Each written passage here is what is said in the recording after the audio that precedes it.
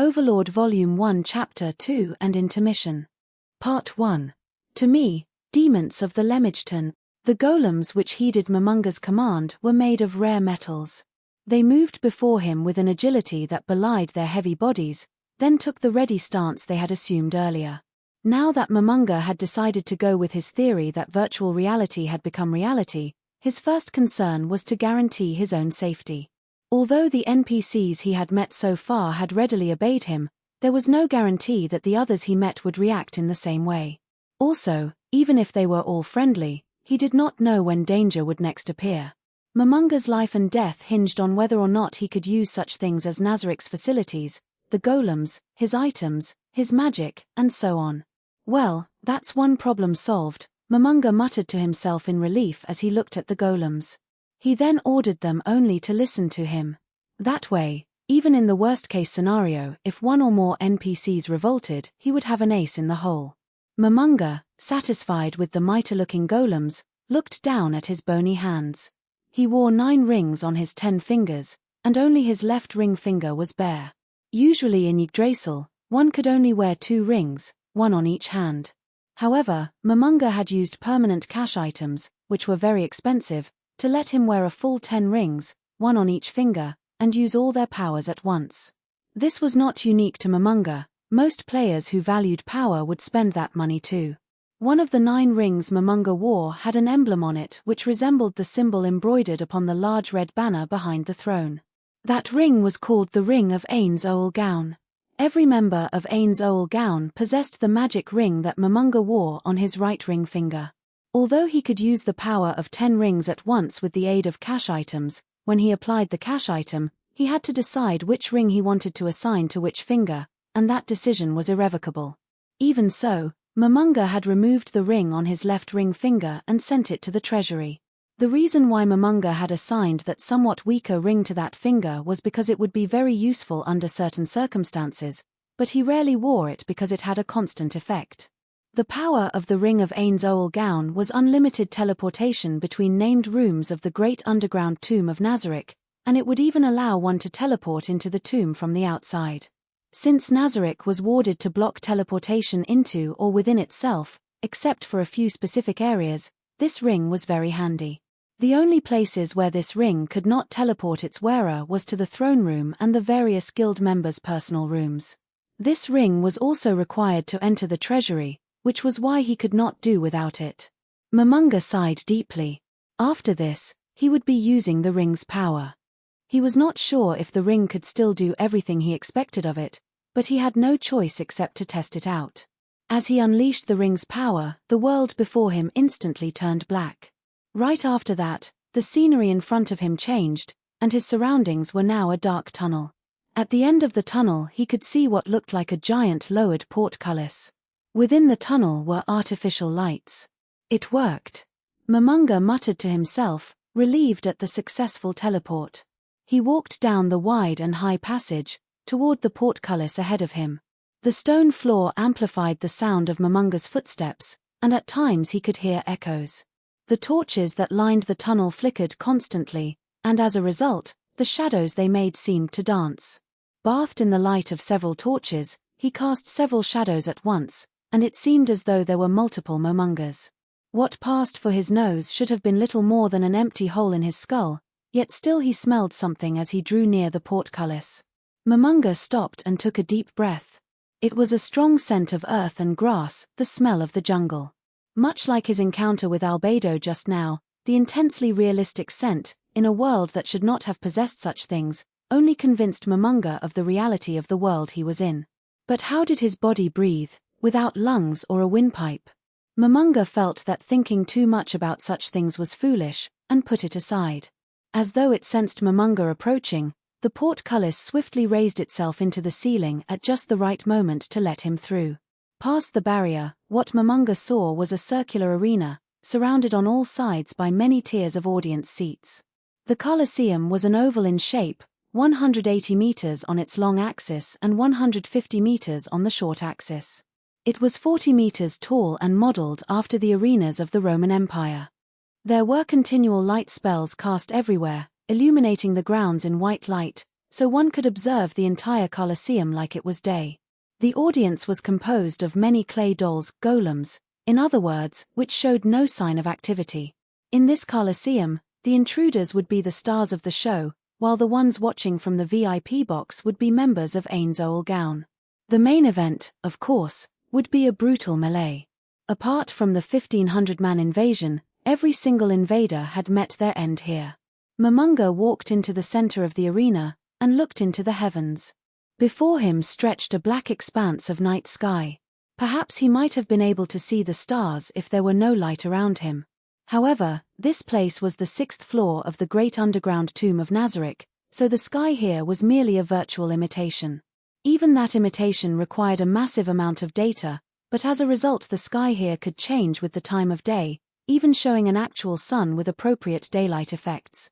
Momonga could relax himself in this virtual landscape because Momonga's heart was still human, as opposed to his skeletal appearance. It was also because he felt a sense of appreciation for his comrades' hard work in building this place. Part of him wanted to just wait and space out here, but the present situation denied him that luxury. Momonga looked around, nobody was there. The twins should have been taking care of this place. He noticed something. 2. After the shout, a figure leapt from the VIP box. The figure jumped down from a height of about 6 stories, somersaulted in mid-air, and landed as though it were a butterfly descending on a flower. There was no magic involved, only pure physical prowess. It negated the force of the impact with a simple flexing of the knees, and it smiled broadly. V. It made a V sign of victory. A child of about 11 had descended from above. Her face bore a smile that was as bright as the sun. She was adorable, with the androgynous appeal of both a boy and a girl. Her hair resembled threads of spun gold, and it grazed her shoulders. The light reflected off the strands of hair resembled an angel's halo. Her mismatched eyes, one blue, one red, seemed as eager and sparkly as a puppy's. Her ears were long, and his skin was dark. She was a dark elf, a species related to forest elves. She wore a shirt of light leather armor, reinforced with red dragon scales. The emblem of Ainz Ooal Gown was proudly displayed on her vest, stitched in gold onto a white background. Below that, she wore a pair of white pants, matching her vest. A necklace with a glittering golden acorn pendant hung from her neck, and she wore a pair of gloves reinforced with plates of enchanted metal. A whip coiled across her waist and right shoulder, and there was a longbow on her back. The bowstave and grip seemed to be covered in strange decorations. Aura, is it? Momonga spoke the name of the dark elf child. He was addressing the guardian of the 6th floor of the Great Underground Tomb of Nazarick, Aura Bella Fiora. She was a skirmisher who was also able to summon and tame beasts. Aura jogged over to Momonga. Well, to her, it was a jogging pace, but she was traveling as fast as one of her beasts at full speed, rapidly closing the distance between them. Aura screeched to a halt. Her running shoes had high-hurricane metal plates on the soles, and they threw up clouds of dust as they ground against the floor of the arena. The clouds did not touch Momonga's body. If she had planned that, then his skills must have been impressive indeed. Who tilde? Aura was not sweating, but yet she wiped her forehead theatrically. Then, with a puppy-like smile, she greeted Momonga. Welcome, Momonga-sama. Welcome to the level I guard.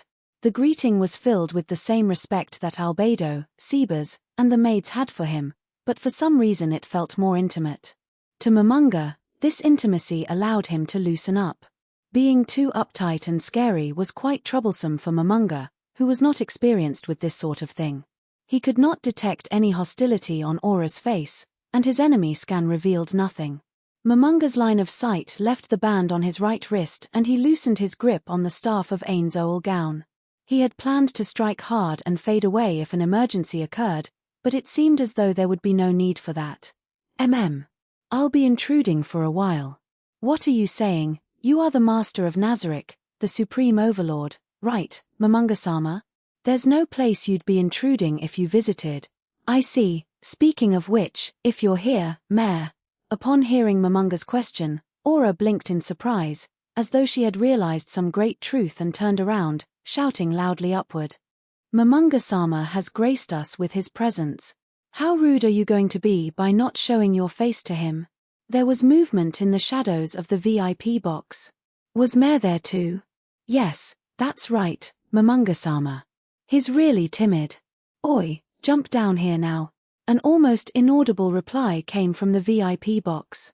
Judging by the distance between there and here, it was a miracle the other party could even hear Aura. However, that miracle was the result of the magic on Aura's necklace. I can't, Wani-chan. Aura took a deep breath and grabbed her head. Momonga-sama, he's just scared, he's definitely not trying to insult you.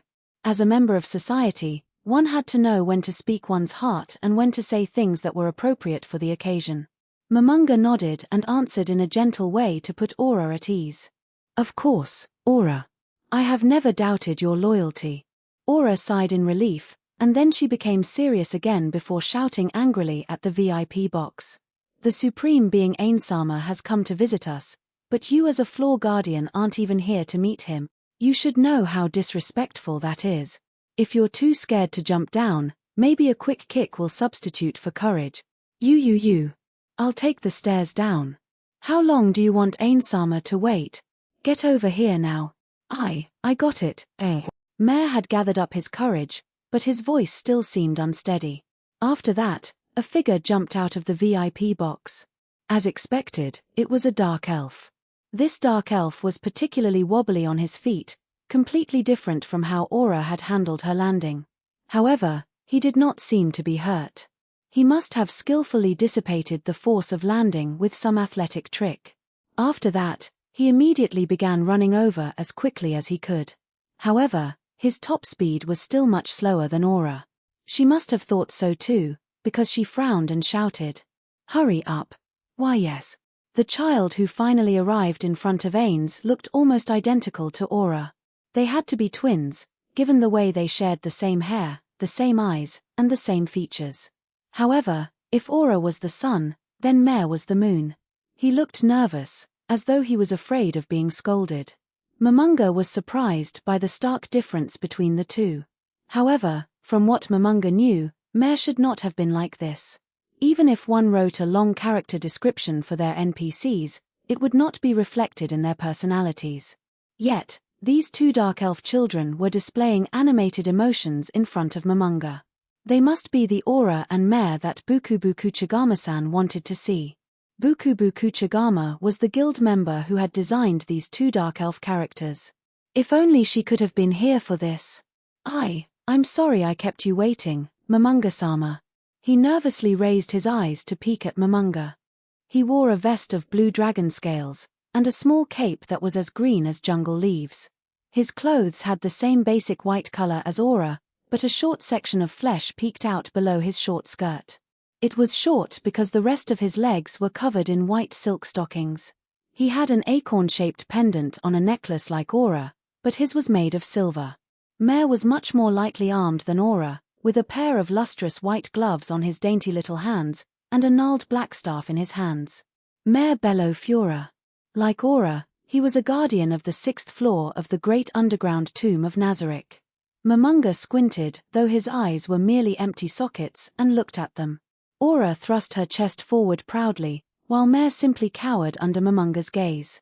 He nodded several times, musing that the two of them were indeed the incarnation of his comrade's hard work. I'm glad to see that the two of you are in good spirits.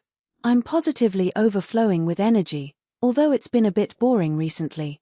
It would be nice if we had an intruder or two. I would rather not have to meet intruders. They're scary. After hearing Mare's words, Aura's expression changed. Momonga-sama, please excuse me for a while. Mare, come with me. Oh. Nei-chan, that hurts. After seeing Momonga nod slightly, Aura pinched Mare by the tip of one of his ears and dragged him away from Momonga. Then, she began whispering into Mare's ear. Even from a distance, one could tell that she was scolding him. Intruders, Well, much like you, I don't want to meet them either, Mare. At least, I'd rather meet them after having the chance to make all the preparations I need, Momonga thought as he watched the twin guardians from afar. After he snapped back to reality, Momonga realized that Mare was on his knees in front of Aura, who was hurling a torrent of abuse at him. Momonga smiled, as the scene reminded him of the brother and sister who were his friends. Good grief, Mare was clearly not made by Peroncino-san. Or is this because Bukubu Kuchigama-san believed that little brothers should listen to their big sisters? Though come to think about it, Aura and Mare should have died once. How should I address that? The invasion of 1,500 people had made it down to the 8th floor. Which was to say, Aura and Mare should have died then. Did they remember anything about it? What meaning did the concept of death have for those two, anyway? According to Yggdrasil's rules, death would cost a character 5 levels and force him to drop one of his equipped items. In other words, characters below level 5 would immediately disappear. Players were specially exempt from this and would not vanish, but they would be reduced to the minimum level of 1. Therefore, it must be an issue with the game rules. Using spells like Resurrection or Raise Dead would mitigate this level loss. In addition, with the use of cash items, one would only lose a bit of experience. It was simpler for NPCs. As long as the guild paid the requisite fees to resurrect them, they would be recalled to life without any ill effects. Therefore, players who wanted to respec their characters often favored using death to lower one's levels. While the loss of even a single level was a harsh punishment in a game where each level required a lot of experience points, losing levels was not such a frightening prospect in Yggdrasil. This was because the game company wanted its players to explore previously undiscovered regions and find new things, instead of hunkering down in familiar territory because they were afraid of losing levels. With all this in mind, were the 2 people who perished in the wake of the 1,500-man invasion the same after their resurrection? Momonga wanted to verify this, but at the same time, he did not want to disturb them unduly. For all he knew, that large invasion might have been a traumatic experience for Aura. Momonga felt it would be unwise to question her in that manner when she had showed no overt signs of hostility. The important thing was that they were lovingly crafted NPCs of his friends in Ainz Ooal Gown. Perhaps after settling all the accumulated problems, he would ask her about it. In addition, the concept of death in-game might be different from outside it. Of course, if one died in reality, that was the end of everything. However, that might not be the case right now. He wanted to perform an experiment on this, but first he needed to collect information and establish his priorities. Thus, putting this matter aside would be a wise decision. After all, Momonga still had many doubts about how the Yggdrasil he knew had changed. Aura was still scolding Mare as Momonga stood in contemplation. Momonga pitied Mare a little. After all, he had not said anything that warranted such wrathful castigation. In the past, when brother and sister argued, all Momonga could do was watch. But now, things were different. That should be enough, don't you think? Momonga-sama. But as a guardian, Mare. It's fine. Aura, I understand how you feel. It is only natural that you would feel unhappy if Mare, as a floor guardian, said such a cowardly thing, especially if it were in my presence. However, I believe that if anyone invaded the great underground tomb of Nazarick, you and Mare would fearlessly step forward to engage them. There is no need for scoldings as long as one does what is required of them when the time comes. Momonga walked up to between the 2 of them and helped Mare up. And Mare, you should be grateful to your kind sister. Even if I were angry, I could not remain so after seeing how your sister scolded you. Mare looked in surprise at his sister. At this moment, Aura hurriedly said, "Hey, no, it's not like that. I wasn't scolding him to show off in front of you, Momonga-sama. Aura, it's fine. It doesn't matter what you had in mind. I understand your kind intentions. However, I must tell you that I am not dissatisfied with Mare's performance as a guardian." Yes. Thank you, Momonga-sama. Thank you very much. Momonga felt uncomfortable as he watched the 2 of them bow to him. He felt particularly ill at ease as he saw them look at him with their shining eyes. In order to camouflage the embarrassment he felt at being looked at that way, Momonga coughed. That's right. Aura, I think you said something about being bored because there were no intruders. No, about that. After seeing Aura's fearful reaction, Momonga felt bad about asking his question. I do not intend to reproach you for your answer, so feel free to speak your mind. Yes, a little. There's nobody around here who can spar with me for more than 5 minutes. Aura touched her index fingers together before looking up hopefully to Momonga. As a guardian, Aura was level 100. There were precious few opponents in this dungeon which could rival her. There were 9 such NPCs, including Aura and Mare, as well as one other. What if Mare was your opponent? Mare's body trembled as he shrank away. He shook his head with moist eyes, and he looked very afraid. Aura sighed as she saw the way he looked. As Aura sighed, a sweet scent filled the surrounding air. Unlike the fragrance Albedo radiated, this scent seemed somewhat persistent. As he remembered Aura's ability, Momonga took a step away from the scent. Ah, sorry, Momonga-sama. As Aura noticed Momonga's strange reaction, she hurriedly dispersed the scent with her hand. Among Aura's skills as a beast tamer, there were certain passive skills that had buffing and debuffing effects. These abilities acted through her breath and had a radius of several meters, some even up to 10 meters. With the effect of certain skills, that radius could be enlarged to unbelievable proportions. In Yggdrasil, icons representing buffs and debuffs appeared in one's field of vision, so one could see if they were under the effect of an ability. However, no indication of these changes appeared before him, which made things quite troublesome. Ah, it should be fine now, I cancelled it. Is that so? Although you're undead, so mind-affecting effects shouldn't work on you, right, Momonga-sama? That was true in Yggdrasil. The undead were immune to mind-affecting effects, whether positive or negative. Was I within the effective radius? Aura lowered her head in fear, and so did Mare beside her. I am not angry, Aura, Momonga said in as gentle a voice as he could manage. Aura, you don't have to be so afraid. Do you think such a simple skill would inconvenience me? I was simply asking if I was within the effective range of your skill. Yes. Just now, you were within range of my skill. After hearing Aura's energetic answer as relief flooded back into her, Momonga realized that his very presence filled Aura with fear. Once he noticed this, he felt a clenching pain in his non-existent stomach. What if he became weaker from this? Every time he thought about that, he tried desperately to put it out of mind. And what was its effect? Ah, the effect just now should have been fear. Yumu. He did not feel afraid.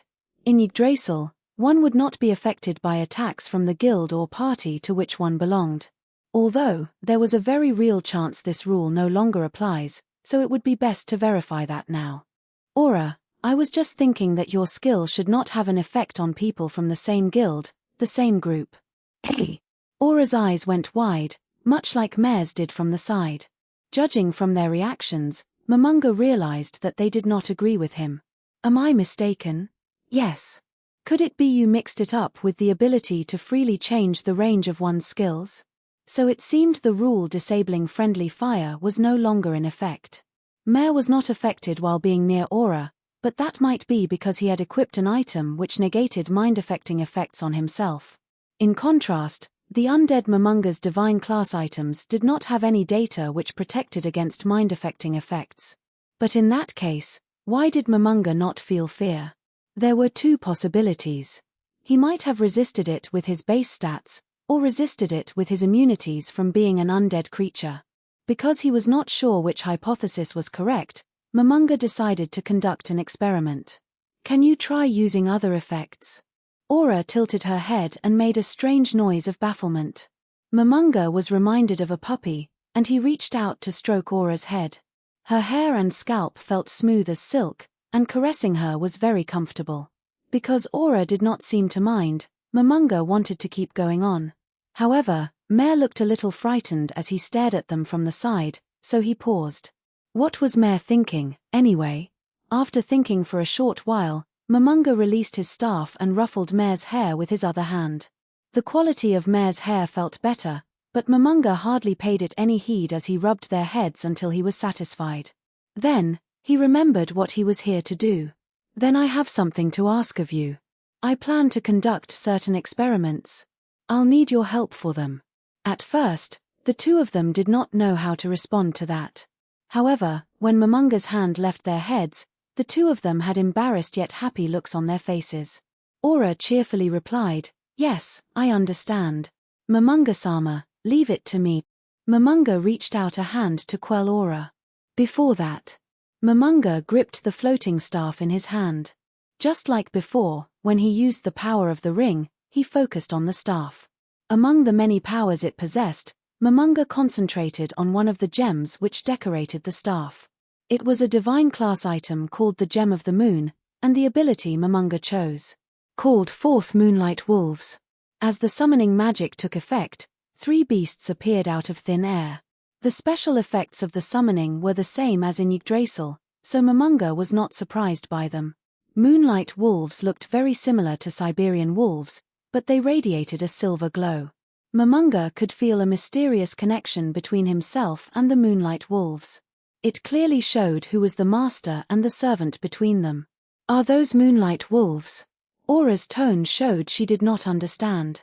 After all, she had no idea why Momonga would summon such weak monsters. Moonlight wolves were highly agile and they were useful for ambushes, but they were only level 20 or so. They were very weak monsters compared to Aura and Momonga. However, monsters of this level were enough for their purposes this time round. In fact, the weaker they were, the better. Yes, they are. Now, include me in the radius of your skill. Hey, really? It's fine. Momonga's insistence was so great that even the dubious Aura went ahead with it. Given that they were no longer in the game, there was a possibility he could not ignore, which was that Aura's skill might not have activated properly. In order to rule that out, he had to expose himself to the skill with a third party, which was why he had summoned the Moonlight Wolves. After that, Aura exhaled several times, but Momonga did not feel affected in any way. He tried relaxing or turning around in the middle of the skill, but he felt nothing strange. However, the Moonlight Wolf behind him was affected. Thus, he concluded that Aura's skill had taken effect. From this experiment, Momonga learned that mind-affecting effects did not work on him. This meant, in the game, demi-human and heteromorphic races unlocked racial skills when they reached certain levels. An overlord like Momonga had the following skills. Create high-tier undead 4 times per day, create mid-tier undead 12 times per day, create low-tier undead 20 times per day, negative energy touch, Despair Aura V, Instant Death, Negative Protection, Dark Soul, Black Halo, Undead Blessing, Unholy Protection, Wisdom of Darkness, Speak Evil Tongues, Ability Damage 4, Piercing Damage Resistance V, Slashing Damage Resistance V, Turn Resistance 3, High-Tier Physical Immunity 3, High-Tier Magic Immunity 3, Cold, Acid, and Electrical Immunity, as well as Arcane Vision C Invisibility. And then there were the abilities from his class levels: Instant Death Magic Enhancement, Rite of Darkness, Undead Aura, Undead Creation, Undead Control, Undead Strengthening, and so on. Then there were the basic special qualities which all undead possessed. Immunity to critical hits, mind-affecting, poison, disease, sleep, paralysis, death, and energy drain effects. Resistance to necromancy and biological penalties. Undead did not need to breathe, eat, or drink. They were healed by negative energy and had dark vision. Of course, they had weaknesses too, like good, light, and holy vulnerability 4, bludgeoning vulnerability V, vulnerability to holy and good consecrated areas 2, double damage from fire, and so on. This meant that Momonga could be sure that he still possessed the basic abilities of an undead being and his special skills gained through leveling up. I see. Well, this was an informative experiment. Thank you, Aura. Are you all right? Yes, I'm fine. Is that so? Return. The 3 moonlight wolves vanished as though time itself had turned backward for them. Momonga-sama, did you come to our floor in order to perform those experiments just now? Mare was nodding beside her. Hey. No. In truth, I came here for training. Training? Hey. For you, Momonga-sama? Aura and Mare's eyes were so wide it seemed like they might fall out of their sockets. Their surprise was only natural. After all, who would expect to hear such a thing from Momonga, a powerful magic caster, the supreme ruler of the great underground tomb of Nazarick, as well as the one who stood above all? Momonga, who had anticipated this reaction, swiftly replied. Indeed. After seeing Momonga's swift reply and hearing the light impact of his staff on the ground, realization dawned on Aura's face. Momonga was quite pleased with himself, as this reaction had fallen within his scope of prediction. Is that the legendary weapon of the highest order which only you may wield, Momonga-sama?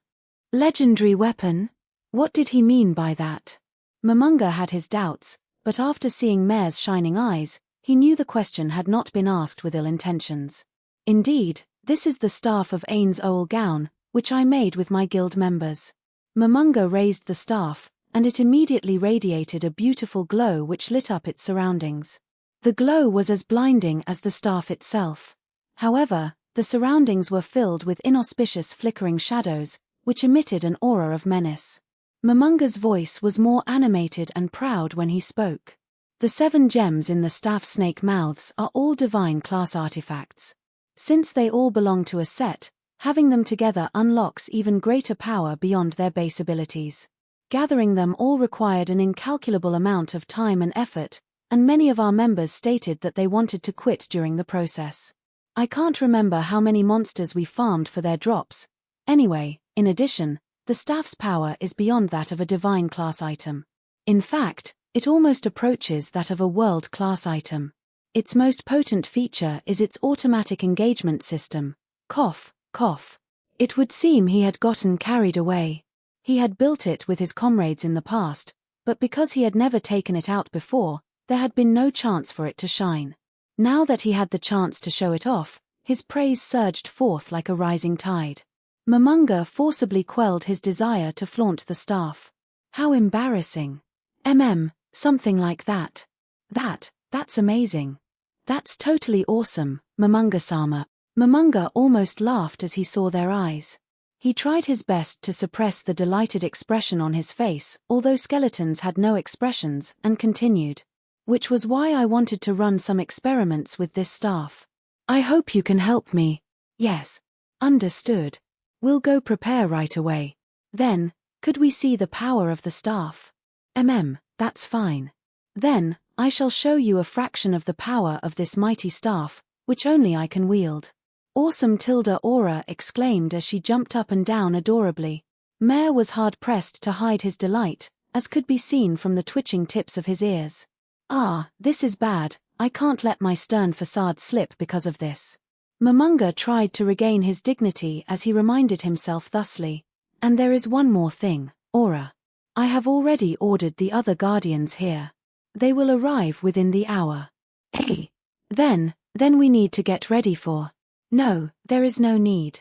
All you need to do is stay here and wait for them. Is that so? All the guardians, that means Shalter's coming too? All the guardians. Ha! Aura's long ears suddenly drooped. However, Mare's reaction was not as exaggerated as Aura's. According to her backstory, Aura was designed to have a poor relationship with Shalter, but that was probably not the case for Mare. What would happen next? Momonga sighed quietly. Part 2. The company of 50 men galloped across the grassy plains on their horses. Every man in the company was athletically built. One of them was particularly eye-catching. There was no better word to describe him than fit. His muscles were prominent even though he was wearing a breastplate. He was around 30 years old, and his face was tanned from long days of sun and covered in wrinkles. His black hair was neat and trimmed, and his dark eyes had a sharp look about them.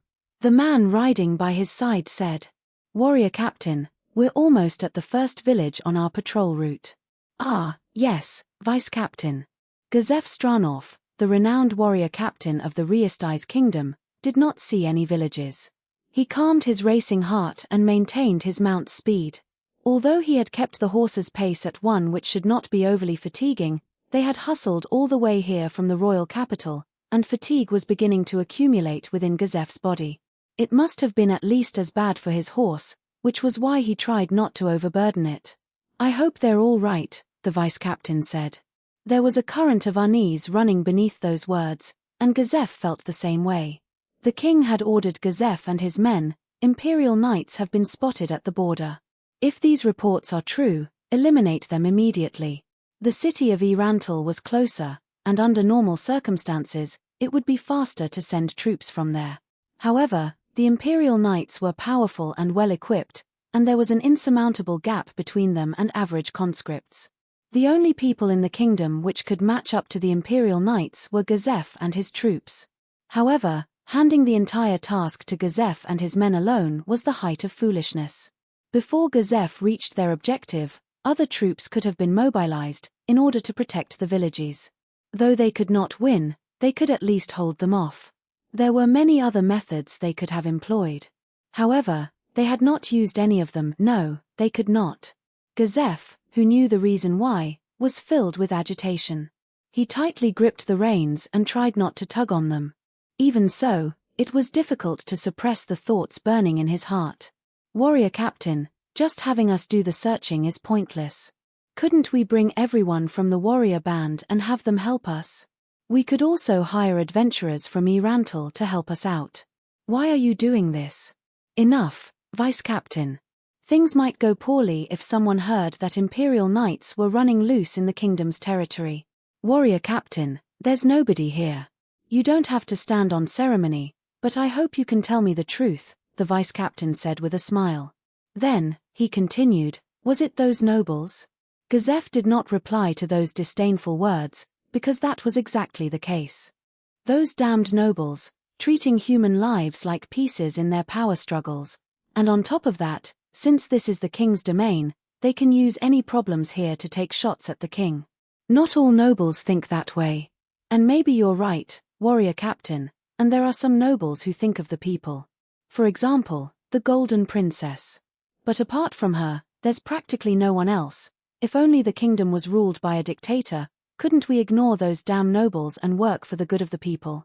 If you interfere too strongly, it might lead to a civil war that would tear the kingdom apart. Given that we're facing the threat of the Empire's expanding ambitions, a war like that would be a disaster for the common folk. I know that, but just leave this matter aside for. Gazef's voice cut off halfway, as his eyes looked intently forward. Thick, black smoke rose up from behind the small hill ahead of them, and it was not just one or two plumes. Everyone present knew what that meant. Gazef could not help but click his tongue, and he squeezed his legs around his horse's flanks. The scene which the rapidly galloping Gazef and company saw did not deviate from their expectations. Before them spread an expanse of blackened ground, the scorched remains of a village. The corpses of several of the burned houses remained standing, like tombstones. Gazef gave an order with a voice of steel, everyone, we're moving. Quickly now. Black diamond, black diamond, black diamond. The village had been put to the torch, and only the burned skeletons of the destroyed homes gave any clue as to what it had been like before. The smell of blood blended with the stench of burning as one walked between them. Gazef's face was calm, with no hint of any emotions on it. However, no expression could convey his feelings more clearly than this. The same applied to Vice Captain, who walked by Gazef's side. Over 100 villagers had lived here. 6 had survived. Everyone else had been mercilessly slain, whether they were women, children, or infants. Vice Captain, have some of our people return the survivors to Yggdrasil. But wait, this is. You're right, it's a big risk. Even so, we can't just abandon them like this. Yggdrasil was directly administered by the king, and protecting its surrounding villages was the king's duty. Abandoning the survivors here would cause a lot of problems for him. One could imagine how the noble faction, which opposed the king, would seize on that opportunity to make trouble for him. More importantly, please reconsider. A lot of the survivors witnessed Imperial Knights. We can consider that as having fulfilled the first part of the king's orders. I feel we should fall back for now and make sufficient preparations in Yggdrasil before carrying out the next part. No. Warrior Captain, you should know by now that this is a trap. The timing of the attack came too close to our arrival at Yggdrasil to be anything but a coincidence. Their ruthless actions were only committed after we arrived, and the reason why they did not kill everyone was in order to use them as bait for a trap. The survivors had not evaded the knights. Rather, the enemy had not finished them off. It might be a plot to divide Gazef's strength by having him split off his men to protect the survivors. Warrior Captain, do you intend to keep at it, knowing well that there's a trap? Indeed. Warrior Captain, are you serious about that? Indeed, you are strong, and you could easily defeat 100 knights. However, the Empire has that old man. Even you would be in great danger against him. There's also a chance that you might lose against the Empire's renowned 4 knights, under-equipped as you are. Therefore, I beg you to fall back. To the king, losing a few villages is nothing compared to losing you. Gazef could only listen quietly as his vice-captain got more and more nervous. If we won't fall back, then we should leave the survivors behind and launch a pursuit with all of us. That would be the wisest option. But at the same time, it would mean that we would be leaving them to their deaths. Do you think they can survive by themselves? The vice-captain could not reply, because he knew the survivors' chances by themselves were practically non-existent. Without someone to protect and escort them to a safe area, they would be dead in days. Even so, the vice-captain spoke. No, he had to speak. Warrior Captain. Yours is the most valuable life here. The villagers' lives are nothing in comparison. Gazef was well aware of the painful decision the vice-captain had made, and he was angry at himself for having forced him to say such a thing. Even so, he could not comply with the vice-captain's request. I was born a commoner, and so were you. Indeed, and I enlisted in admiration of you, Warrior Captain. I recall you were born in a village as well. Yes, which is why. Life in a village is difficult, and death is a constant companion. It's not uncommon for a village to be attacked by a monster and many lives lost as a result, am I wrong? No, you are not. When a monster shows up, the rank-and-file soldiers are hard-pressed to deal with it. If a village does not have the money to hire adventurers to deal with monsters, all they can do is hunker down and wait for the monster to leave. That's right. Then, can you say you did not look forward to something like this? Can you say you did not hope for the nobles or someone strong to come and save you? It would be a lie to say that I didn't. But the fact is that nobody ever came forward to help. At least, the lord of the land where my village was did not pay for adventurers to help us. Since that is the case, why don't we prove that we're not like him? Come, let us save these people. The vice-captain thought of his own experiences, and could not say anything in response. Vice-captain, let's show the villagers what heroes who willingly plunge into danger to save others look like. Let's show them how the strong will save the weak. Gazef's eyes met the vice-captain's, and countless emotions passed in between them. His voice somewhat tired but grateful, the vice-captain replied. Then allow me to lead the men. There are many who can replace me, but none who can take the place of you, warrior captain. Don't be foolish. My chances of survival are higher. Remember, we're not going to die, but to save the people of the kingdom. The vice-captain opened his mouth several times, as though to speak, but in the end, he chose to remain silent. Then, pick the soldiers who will follow you in escorting the villagers to Yggdrasil. The crimson light of the setting sun shone on a group of men upon the plains. There were 45 of them. They must have had excellent camouflage techniques given the way they had suddenly appeared out of nowhere. Magic was most likely involved. It was obvious at a glance that they were not simple mercenaries, travelers, or adventurers.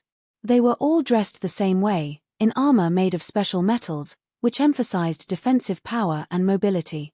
After enchantment, they were more protective than full-plate armor. The bags on their backs were small, hardly the kind one would expect a traveler to carry. Those bags were enchanted as well. Their belts were special, designed to carry potions, and the capes on their backs also radiated an aura of magic. Gathering this many sets of magic items would be a daunting task, be it in terms of time, money, or effort required. The fact that these people were outfitted in this sort of equipment was a clear sign that they had the backing of a nation, or the equivalent. However, there were no markings or badges on them which might reveal their allegiance. In other words, they were hiding the fact that they were a Black Ops unit. They looked at the ruins of the village with emotionless eyes. Although the stink of blood and fire hung heavy in the air, their merciless gazes seemed to say that this was only to be expected. They fled. The words were spoken with a hint of disappointment. Well, that's only to be expected. We will continue attacking villages to draw him out. The beast must be lured into the trap. The man who spoke cast a razor-sharp look in the direction where Gazef's company was riding. "Show me the village which we will next be using as bait." Part 3. Momonga pointed his finger, preparing to cast a spell on the straw man in the corner of the arena. Momonga did not know many pure damage spells. Instead, he focused on instant death spells with additional effects. As a result, he was less effective against non-living entities. He should have selected a simple damaging spell against a target like the one before him, but Momonga's levels were largely in necromancer-type classes, which strengthened his necromantic spells. However, the effectiveness of these spells was several notches below a character whose class levels enhanced combat spells. He glanced curiously at the children to the side, whose eyes were glittering in anticipation. He felt uneasy as he wondered whether he could live up to their expectations. Then, Momonga peeked at the two huge monsters. Their massive bodies were 3 meters tall, and resembled inverted triangles. Their skeletal structure was a mix of humans and dragons and covered in corded, sinewy muscles, which were in turn sheathed by a layer of scales that were harder than steel. Their faces resembled those of dragons, while their tails were as thick as tree trunks. They were wingless and bipedal, like a dragon standing on its hind legs. Their arms were wider around than a man's torso, and each was about half the length of its body. They bore weapons that resembled both a shield and a sword. These monsters were called dragonkin, and under the control of Aura's beast tamer skills, they rearranged the Colosseum to her liking. Although they were level 55 monsters with no special abilities of note, their powerful arms and prodigious stamina were a match for higher-leveled monsters. Momonga sighed softly, and then looked back at the straw men. It was quite troubling to have people look at him with expectation in their eyes. His objective this time was to verify that he could use magic. The reason for allowing Aura and Mare to witness this experiment was to impress his power upon them before the other guardians arrived. In this way, they would learn that opposing Momonga was a foolish course of action.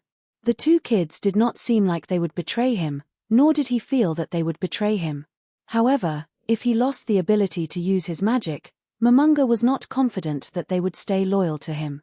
Aura treated Momonga like an old friend, but to Momonga, it was the first time they had met.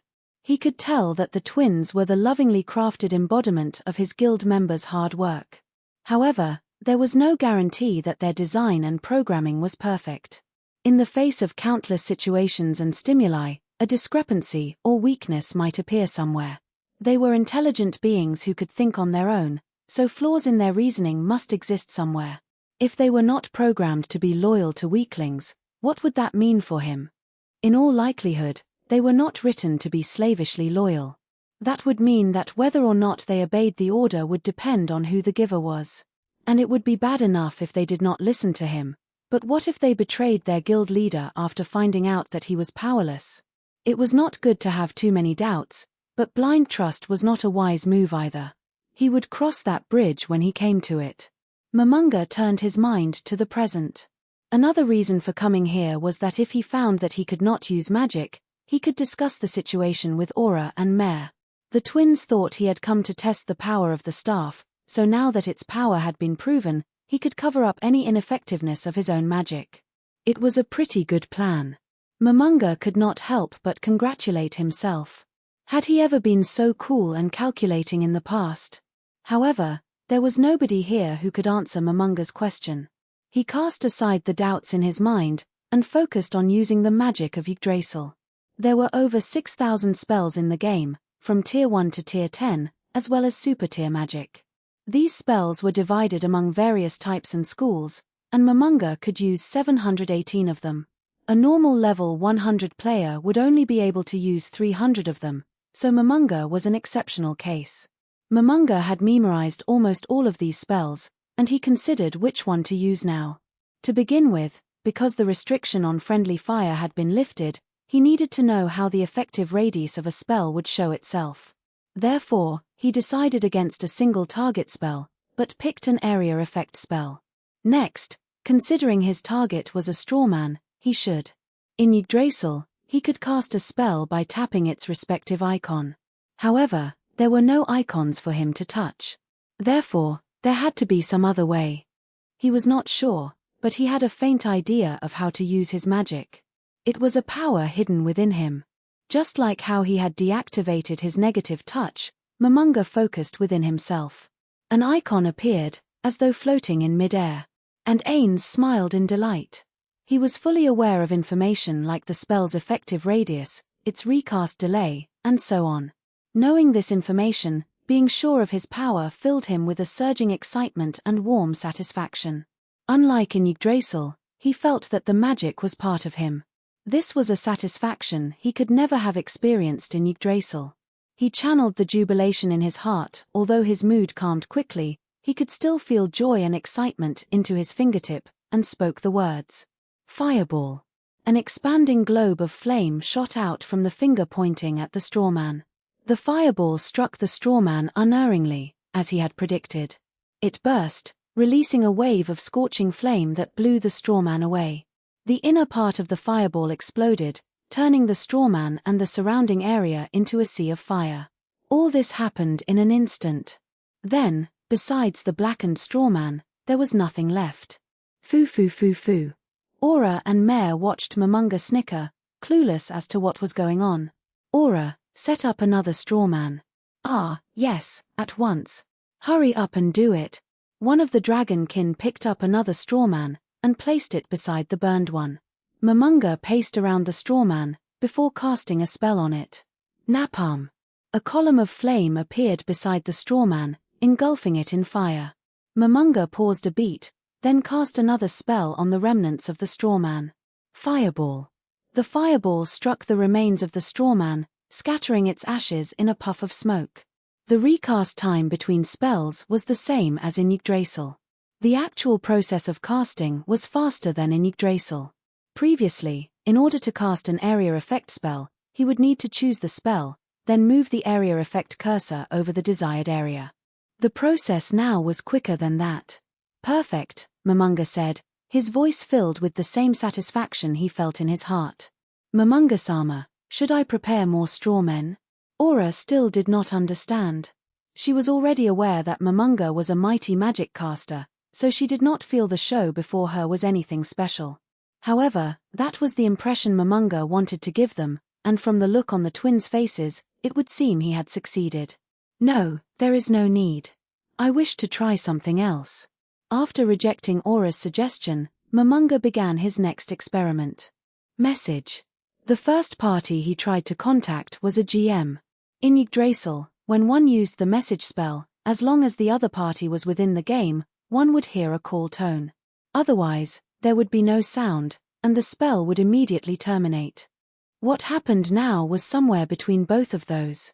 It felt like something was constantly reaching out, as though looking for something to connect to. This was the first time Momonga had experienced something like this, and it was difficult to describe. This feeling continued for a while, and in the end, after failing to connect, the message spell ended.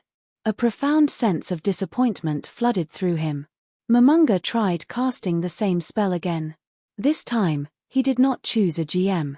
This time, he picked one of his comrades from the past, a member of Ainz Ooal Gown. He cast the spell, though his heart was filled with 1 part of hope and 99 parts of resignation. As expected, there was no response. He tried to contact the 41 members of the guild with a message, but after receiving no reply, Momonga gently shook his head. In truth, he had expected this outcome and had resigned himself to it, but actually being confronted by that fact filled him with an incomparable feeling of despair. In the end, Momonga decided to contact Sebas. It got through. This proved that the message spell was working, and that most likely, it could only contact people within this new world. Momonga-sama. A voice of deepest respect echoed through his mind. Momonga considered that Sebas might have been bowing to him on the other side of the message, like in real-life companies. Just then, Sebas spoke again, as Momonga fell silent from thinking about these ridiculous things. May I ask if something is wrong? Forgive me. I spaced out there. That's right, how are the surroundings like? Yes.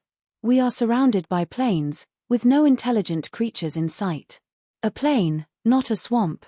The great underground tomb of Nazarick should have been bordered by a swamp that was inhabited by frog-like demi-humans called Tuvegs. The swamp was shrouded in mist, and it was poisonous. Yes. There are only plains around us. Momonga could not help but smile. All this was too much. In other words, the great underground tomb of Nazarick has been wholly transported to a different place. Sebas, is there anything floating in the sky, or did anything like a message appear? No, there is nothing like that. The heavens are as boundless as the sixth floor's night sky. What? Did you say night sky? Is there anything suspicious around you? No. I have not seen anything unusual. Besides the great underground tomb of Nazarick, there are no other man-made structures in sight. Is that so? Is that so? What should he say? All Momonga could do was grab his head and try to think. But in his heart, he knew that this was most likely the case. Sebas's silence was a subtle hint that he was awaiting orders. Momonga glanced at the strap on his left wrist. In another 20 minutes, the other guardians would arrive. If that was the case, there was only one order he could give. Return in 20 minutes. When you come back to Nazarick, head to the Colosseum. All the guardians will be coming, so when you arrive, I hope you will tell them about what you saw. Understood. Then, gather as much information as you can before you return. After hearing Sebas's acknowledgement, Momonga terminated the message spell. Just as Momonga was about to sigh in relief that everything was over, he remembered the expectant looks on the twins' faces. He had already told them he was going to verify the staff's power, so he had to let them see it. Momonga grasped the staff, and pondered which fraction of its might he should reveal. The numberless powers within the staff of Ainz Ooal Gown seemed to be begging Momonga to unleash them. Right now, he needed a flashy spell. Summon Primal Fire Elemental. In accordance with Momonga's will, the orb of fire grasped within one of the staff snake mouths pulsed with puissance. Momonga could feel the movement of a mighty, invisible power and thrust the staff of Ainz Ooal Gown forth. A vast ball of light bloomed from the tip of the staff, and a vortex of roaring flame spilled forth from that globe of radiance. The fires spun faster and faster, until the tornado of flame reached a width of 4 meters and a height of 6 meters. The crimson inferno threw off gusts of scorching air in all directions. From the corner of his eye, he could see the dragonkin protecting Aura and Mare with their vast bodies. The searing winds made his cape flap violently. So intense was the heat that it would not have been unusual for a normal person to be burned by them, but Momonga had acquired a complete immunity to fire damage in order to negate one of the weaknesses of the undead, so it had no effect on him at all. Soon, the vast cyclone of fire, swallowing the surrounding air as it burned hot enough to melt metal, began to flicker and shudder as it took a humanoid form. Primal fire elementals could be said to be among the highest ranking among all elemental monsters. They were over level 85. Just like he had with the Moonlight Wolves, Momonga felt a mysterious connection to the primal fire elemental. Ooh! Aura was watching it intently as she made noises of surprise. As she looked upon the top-tier elemental, something that even her summoning powers would not be able to bring forth, Aura's face bore a look of excited admiration, like a child who had just received a dearly beloved present. Do you want to fight it? Hey! After a moment of hesitation, Aura grinned innocently. Compared to a normal child's smile, hers was a little, no, the truth was that it was quite scary. In contrast, Mare's smile from the side seemed more like that of a child. Can I? Don't worry. It'll be fine even if you defeat it. Momonga shrugged to indicate that it was all right. The staff could summon 1 primal fire elemental a day. In other words, the staff could summon another such being after 1 day had passed. As such, defeating it would not be a great loss. I suddenly remembered that I had something urgent to do. Mare. A hand reached out and firmly grasped Mare's arm, not allowing him to escape. His sister had no intention of fleeing. Aura's smile stopped Mare in his tracks. Perhaps to Momonga it might have been a cute girl's smile, but to the other person present, who looked almost the same as Aura, it was anything but cute, and Mare's face froze solid as he looked on it. She dragged Mare in front of the primal fire elemental. Mare's eyes looked around, and he looked desperately to Momonga for help. In response to his hopeful smile that blossomed delicately on his face, Momonga simply clapped. The flower of hope promptly wilted. "All right, try your best, you two. Don't blame me if you get hurt." K. Aura responded energetically, in contrast with Mare's nearly inaudible and despondent reply. Momonga felt that as long as Mare was around, neither of them would get hurt. Thus, by the power of the connection between himself and his summoned creature, he ordered the primal fire elemental to attack the twins. As the conflagration that was the primal fire elemental approached them, the twins met its attack with Aura as the frontliner while Mare was the rearguard. Aura slashed at the primal fire elemental, holding her whip in both her hands, while Mare used magic to deal damage. "Well, it seems it'll be an easy fight." Momonga's eyes left the one-sided battle taking place before him and began to ponder the other things he needed to investigate. He had already finished verifying that he could use and activate his spells and equipped magic items. Thus, the next things he had to check on were his other items. Scrolls, wands, and rods were particularly important. All of them were magic items that could produce a spell-like effect. Scrolls were one-use expendables, while rods and wands had charges, which they consumed to produce their effects. Momonga possessed many magic items. He was a hoarder by nature and did not like using expendable items because he felt it was a waste, to the point where he did not even feel like using high-end recovery items when he encountered a boss. This went beyond mere prudence to miserliness, which was why his stock of items was so great. In Yggdrasil, all of these were stored in his personal inventory. Then, in this world, where had his inventory and all its contents gone?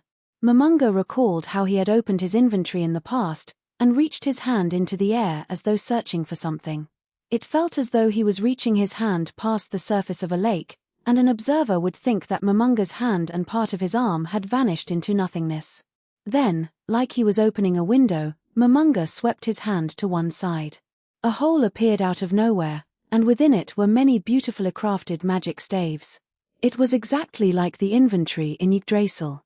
He moved his hand in a scrolling motion. In the space revealed, one could see all manner of scrolls, wands, weapons, armor, cosmetic items, gems, potions, other consumables. The sheer number of magic items in there was awe-inspiring. Thus relieved, Momonga could not help but laugh. If this were the case, Momonga felt that he could guarantee his own safety even if everyone in the tomb set themselves against him. As he absently watched Aura and Mare's intense battle, Momonga considered the things he had learned so far. Were the NPCs he met programs? No, their sapience was such that they were indistinguishable from human beings. Programs could not show such complex emotions. He could assume that for some mysterious reason, they had ended up like human beings. And what was this world? He had no idea. Since he could use Yggdrasil's magic here, it made sense to think of this place as being in Yggdrasil, but after observing various discrepancies, it did not seem like he was in a game. Was he in a game, or a new world? The answer was probably one of those. How should I deal with future events? Momonga had already verified that he could use his abilities from Yggdrasil. That being the case, if the data for the monsters and NPCs of the Great Underground Tomb of Nazarick had carried over as well, he could be reasonably sure that they were not his enemies. The thing was, if they were not data programs, but some other kind of being, then he would have to treat them differently. For the time being, it would be best to display the attitude of a superior being and put on an act of stern majesty, provided he could pull it off. In what direction should I proceed in the future? He should search hard for clues. Although he was not sure what was going on with this world, for the time being, Momonga was simply a clueless wayfarer. He had to take small steps and carefully gather information. If this is another world, should I try to return to the real world? There were doubts in his heart. If he had friends in the real world, then he should go back to it. If his parents were still alive, he would desperately find a way back to them. If he had family members to care for, or a girlfriend. But he did not have anyone like that. His life was an endless cycle of going to the office to work and returning home to log on to Yggdrasil, where he would prepare for his comrades to come back. But now, none of that waited for him. Then, was there any point at all in going back?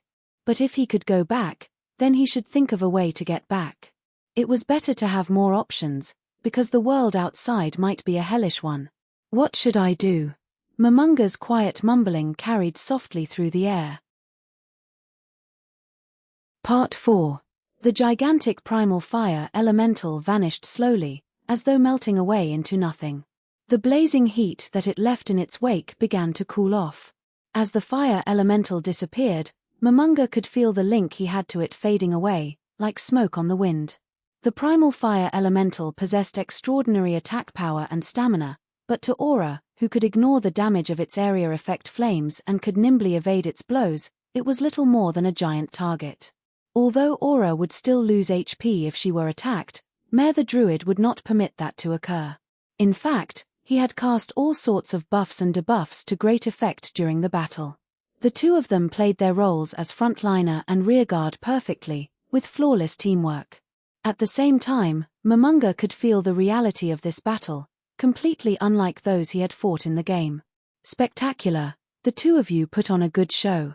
The twins smiled happily as they heard Momonga's sincere praise. Thank you, Momonga-sama. It's been some time since we had to work so hard. The two of them tried to wipe off their sweat, but right after they did, more of it beaded on their skin, rolling down their dark skin. Momonga silently opened his inventory, and withdrew a magic item, a pitcher of endless water. In Yggdrasil, there were statuses like hunger and thirst, but neither of those applied to the undead Momonga, so he had no use for items like those. At most, he used them on his mounts. The glass pitcher was filled with water. Droplets of condensation immediately formed on the surface of the glass, probably because the water inside was very cold. Momonga then took out a pair of beautiful glasses, filled them with water from the pitcher, and gave them to the twins. Aura, Mare, have a drink. Hey! But that's not good, right, Momonga-sama? Why yes, I can make water with my magic too. Momonga smiled bitterly as he saw Aura waving her hand and Mare shaking his head. Think nothing of it. The two of you have always done well. Think of this as my thanks to you. Fewer tilde. Fewy tilde. Aura and Mare's ears turned red, and they shyly, nervously reached out to take the glasses. Thank you, Momonga-sama. To think you would pour water for us, Momonga-sama. Was this so delightful? Aura, who had ceased her protests, took the glass in both hands and downed it in one gulp. Droplets of water escaped the corner of her mouth, down the smooth curves of her pulsing throat and into the jerkin covering her chest. Mare held his cup with both hands and slowly sipped from it. The differences between them were obvious even in the way they drank water. Momonga touched his throat as he saw the two of them. It felt like there was a thin layer of skin around his neck bones. To date, this body of his had not felt thirst, so it did not bother him. Although he was well aware that the dead would not feel this way, he could not help but think this was all a joke once he realized that he was no longer human. Momonga continued touching himself. He had no skin, muscles, blood vessels, nerves, or internal organs. His body was nothing but bones. He vaguely understood it in his heart, but it felt so unreal that he could not help exploring his body with his fingers. His sense of touch seemed duller from when he was a human being, as though there was a thin layer of cloth between his fingers and whatever he was touching. In contrast, his vision, hearing, and other senses were sharper than before. One might expect a body composed solely of bones to be easily broken, but each bone felt stronger than steel when he touched them. At the same time, he felt a strange sense of completion and satisfaction, that this was his real body, despite it being completely different from his old one. Perhaps it was because of this feeling that he was not afraid, despite his transfiguration into a set of white bones. Do you want more? Momonga raised the pitcher as he asked the twins, who had finished their water. Thanks. I've drunk enough. Is that so? Then, Mare, do you want some more? Eep. I've also had enough. I don't feel thirsty anymore. Momonga nodded as he took back the glasses, before returning them all into his pocket space. Aura suddenly whispered, I thought Momonga-sama would be scarier than this. Oh, really? Well, if you feel that way. Now is good. It's the best. Then we'll leave it at that. Momonga was taken somewhat aback by Aura's passionate answer. Momonga-sama, Are we the only ones that you're nice to? Momonga was unsure how to answer Aura's muttered question. Instead, he patted her lightly on the head. Ahehe. Aura looked like a puppy that had just seen something she liked, while Mare had a jealous look on his face. Just then, a voice rang out. Oya, am I the first to arrive? The tone was archaic and formal, but the voice itself sounded like it belonged to a young person. A shadow formed over the ground, and then the shadow turned into what looked like a door, from which a person emerged. She wore a black ball gown which looked soft to the touch. Her skirt was puffed up into a voluminous bell shape. On top of that was a bolero edged with frills, lace, and ribbons, as well as a pair of long silk gloves. Together, they covered up most of her skin. Her skin was as pale as wax, and her looks could only be described as stunningly beautiful. Her long silver hair was tied up into a ponytail that descended from one side of her head, exposing her face. Her deep red pupils were filled with a seductive look of delight. She looked to be 14 years old, or younger, and her innocent, youthful appearance combined the qualities of cuteness and beauty into a single whole. However, her breasts bulged proudly forward in a decidedly unchildlike manner. Weren't you told not to frivolously use gait in Nazarick? We are warded against teleportation, after all. You should be able to walk here, so shouldn't you have come on foot, Shalter? The annoyed voice came from beside Momonga. There was no trace of its previous puppy-like obedience in those cold words, only a burning hostility. Mare was trembling by the side, and he slowly edged himself away from his sister. In truth, the speed at which the leopard called Aura had changed its spots startled Momonga as well. The girl who had come here via the highest tier of teleportation magic was called Shalter. She did not even bother looking at Aura, who was scowling at her. Instead, she swiftly advanced before Momonga. The bewitching scent of some kind of perfume hung around her. Something stinks, Aura spat. Then, she followed up with, don't tell me you started rotting because you're undead. Perhaps she saw Momonga reflexively raising his hand to sniff himself, but Shalter furrowed her brows unhappily and replied, is that not quite distasteful? Momonga-sama is undead as well. Ha! What nonsense are you talking, Shalter? Momonga-sama is no mere undead being. He's more like a super undead, or a godly undead. Momonga was somewhat baffled as he heard Shalter and Mare going and respectively. The fact was that in Yggdrasil, he considered himself to be an ordinary undead creature, which was what Momonga thought as he rounded his shoulders. In any case, there were no such things as super or godly undead. But Nei-chan, maybe you shouldn't have said that. Is that so? All right, then, take two, then. Ahem. Don't tell me you started rotting because you're a walking corpse. Well, that seems okay, sort of. After agreeing with Aura's take two, Shalter placed her slender hands on the sides of Momonga's head, as though to embrace it.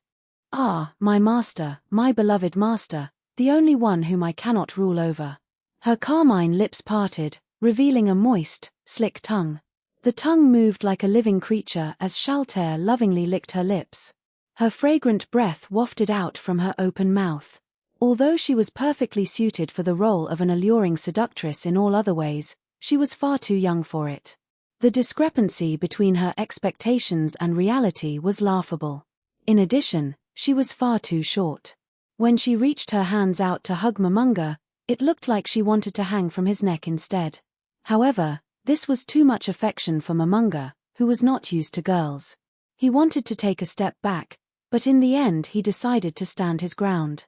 Is that how she really is? That thought echoed endlessly in his head. However, when Momonga thought about the fact that she had been designed by his comrade Peroncino, he mused that she might have been designed with such a personality. After all, Peroncino loved H-games and proudly declared that they were his life. Shalter Bloodfallen was made by such a rotten individual. She was a true vampire, the guardian of the first to third floors of the Great Tomb of Nazarick. At the same time, she was a girl created by an H-game aficionado and her character design was filled with nods to various H-games. That's enough out of you. Shalter reacted to the low growl for the first time. In a mocking tone, she told Aura, Are you still here, shorty? I couldn't see you, So I thought you were gone. Momonga did not wish to add to what Shalter had just said. Aura's face was twitching uncontrollably, and then Shalter ignored her and said to Mare, "It must be pretty tough for you, having to deal with a weirdo sister like that. You'd best leave her soon, lest you become a weirdo like her." Mare's face blanched instantly, because he knew Shalter wanted to use him to start a fight. However, Aura simply smiled. And then, "Shut up, fake tits." She dropped a bombshell. "What the hell are you talking about?" "Ah, her character's broken down," Momonga muttered under his breath. Now that Shalter's true nature had been revealed, she dropped the cultured act. It's so obvious, damn. That is one weird chest. How many pads did you stuff in there?" "Ooh-wah, ooh-wah." Shalter was waving her hands in panic, as though she could disperse Aura's words with them, while she had a suitably childish expression on her face. On the other hand, Aura grinned evilly. "You packed so much in there. I bet it shifts when you run, right?" "Coohee." Shalter made a strange noise as an extended finger poked her. "I was right, wasn't I? Coo. Where have they gone? So that's why you didn't run, even though you were worried, and instead you used a gate." "Shut up, shorty. It's not like you have anything of your own, at least no, I've got a lot more to show off." Aura simply grinned in the face of Shalter's desperate counterattack. A shocked Shalter stumbled back, and reflexively covered up her chest. It was a sorry sight. "I'm only 76, and I've got lots more time to grow, unlike an undead with no future like you." "Ah, how sad, you will never grow again, Tilda." Shalter moaned in frustration and took another step back. There was a desperate, harried look on her face, which only made Aura smile in a frightening manner. "To think you're actually happy with that bust of yours, eh?" Momonga imagined he could hear Shalter snapping. "You shitty brat. It's too late to regret your words now." Roiling black mist boiled off Shalter's hands. Aura readied her whip in anticipation. Momonga and Mare, watching from the side, were at a loss for words. The scene before Momonga's eyes was vaguely familiar, and he wondered if he should stop them. Peroroncino-san, who designed Shalter, and Buku Chagama-san, who designed Aura and Mare, were younger brother and elder sister, and at times they would argue in a friendly manner, like what was happening now. Momonga recalled the forms of his former comrades as he stood behind the quarreling pair. "What? A ruckus." The inhuman voice came just as Momonga was reminiscing about the past. The strange, monotonous voice finally silenced the two of them. As he turned to look at the voice's origin, he saw a heteromorphic being shrouded in chilled air. It stood 2.5 meters tall, and resembled a bipedal insect. It looked like some fiend had melded a praying mantis and an ant together. It had a tail that was twice as long as its body, and it was covered in sharp spikes which resembled icicles. Its powerful-looking mandibles looked like they could sever a man's arm in a single bite. It grasped a platinum halberd in 2 of its hands, and in its other 2 hands were a masterfully made mace wreathed in a black aura, and a gnarled-looking broadsword which did not look like it could be sheathed. It was surrounded by a frightening aura of cold. Its exoskeleton was a dull blue color and sparkled like diamond dust. Protrusions which looked like icebergs bulged up from its back and shoulders. He was the guardian of the 5th floor, the ruler of Glacier, Cocytus. The hilt of his halberd slammed into the arena floor, and the ground around it began to freeze. "You stand before a supreme being. Contain yourself. This brat started it. Actually. Awawawa." Shalter and Aura locked gazes, while Mare panicked from the side. Momonga could not hold it in any longer, and curtly addressed the two of them. "Shalter, Aura. Playtime is over." The two of them shuddered in shock, then lowered their heads simultaneously. "My sincerest apologies," they said in unison. Momonga magnanimously accepted their apologies with a nod. Then, he turned and said, "Cocytus, you've come." "I came immediately upon receiving your summons." "Momonga-sama." The water in the air froze with a crackling sound as it made contact with the white vapor puffing out of Cocytus's mouth as he spoke. This cold was every bit as frigid as the primal fire elemental was hot.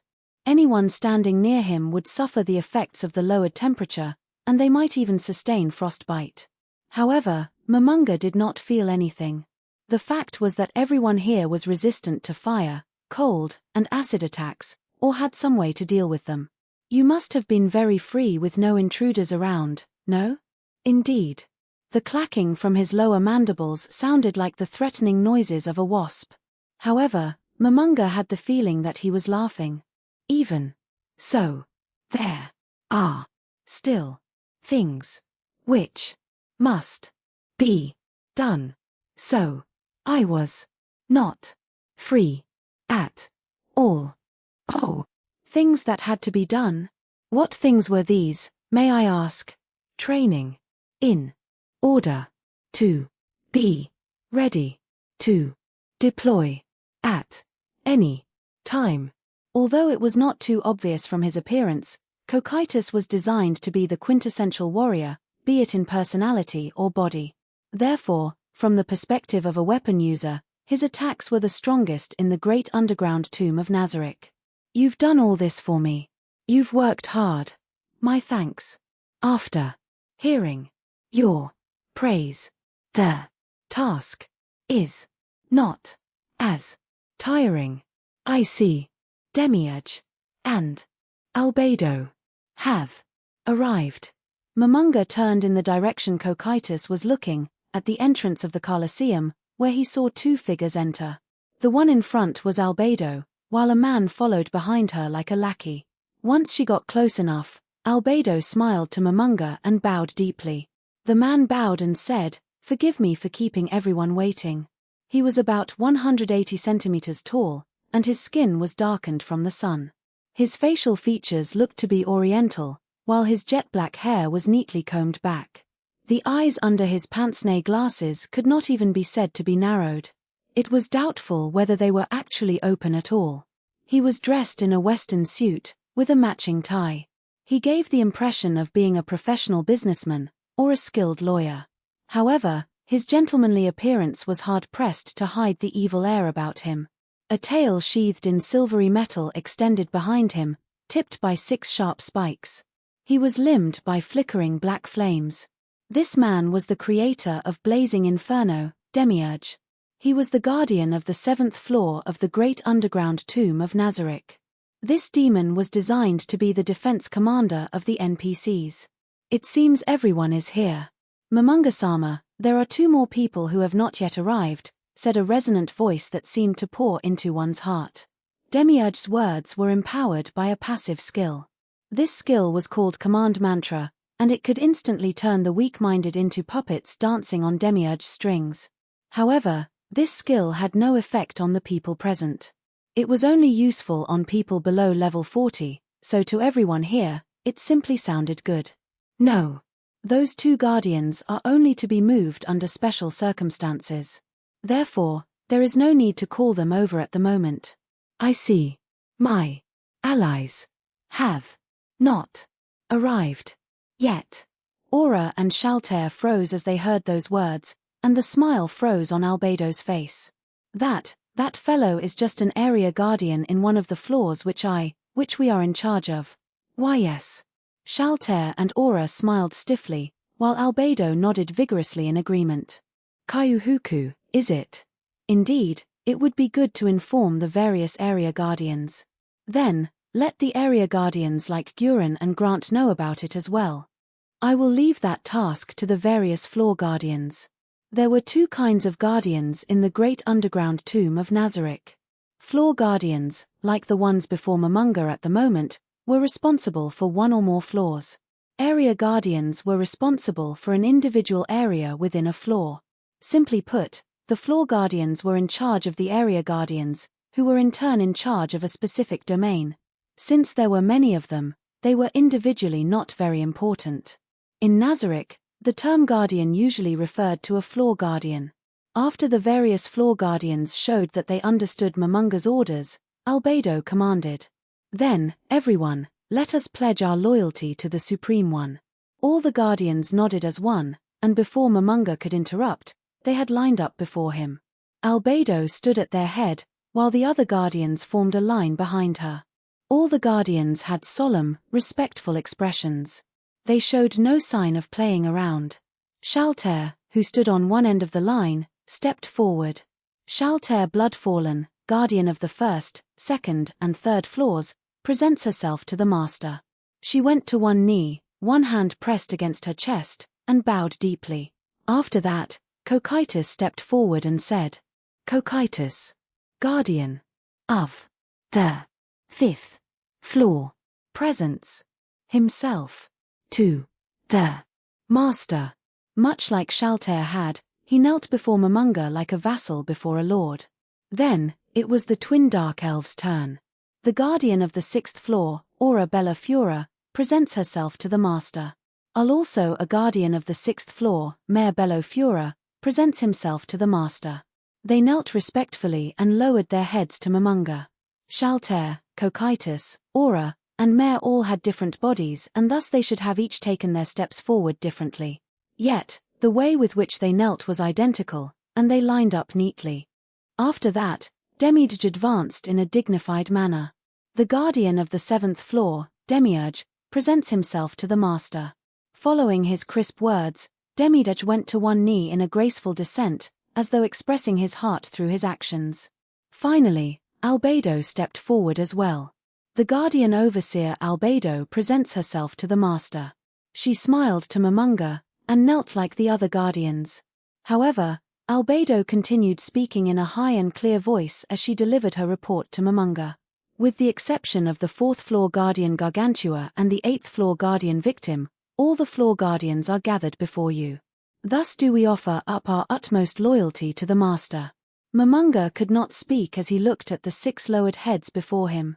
A strange pressure veiled the entire area, and perhaps only Momonga could bear the painful, crushing air. He did not know how to proceed. He had never seen anything like this before in his life. In his confusion, Momonga accidentally activated a skill. A dreadful aura roiled out over the surroundings, and a halo of black radiance formed behind him. Momonga had no time to cancel the skill as he frantically racked his brains to recall a scene from movies or television which would tell him how to respond appropriately here. Raise your heads. With a shore, everyone raised their heads. Their coordination was so immaculate that Momonga wondered if they had practiced that movement together. Then, first, I thank all of you for coming here. There is no need for thanks. We are all Momonga-sama's loyal subordinates. To us, Momonga-sama is our supreme overlord. None of the guardians opposed her statement.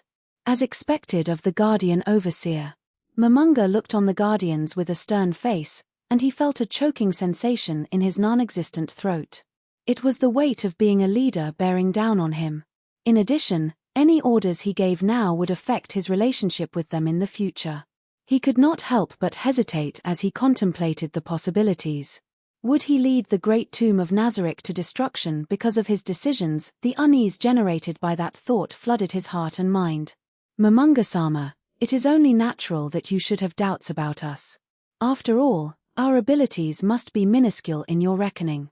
Albedo removed the smile from her face, and continued in a respectful tone that was laced with a stern strength. However, if Momonga-sama gives the order, we all the guardians will accomplish any task set to us, no matter how difficult or arduous, with every fiber of our beings. We hereby swear that we will never allow the 41 supreme beings of Ainz Ooal Gown, our creators, to be disgraced by our actions. This we swear. The floor guardians chimed in right after Albedo.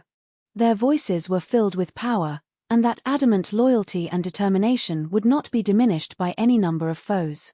It was as though they were mocking Momonga's previous worries that the NPCs might betray him. The darkness in his heart vanished like shadows in the morning sun. Momonga was moved to the bottom of his heart that the NPCs designed by the members of Ainz Ooal Gown were possessed by such excellence. The golden radiance of the past still remained.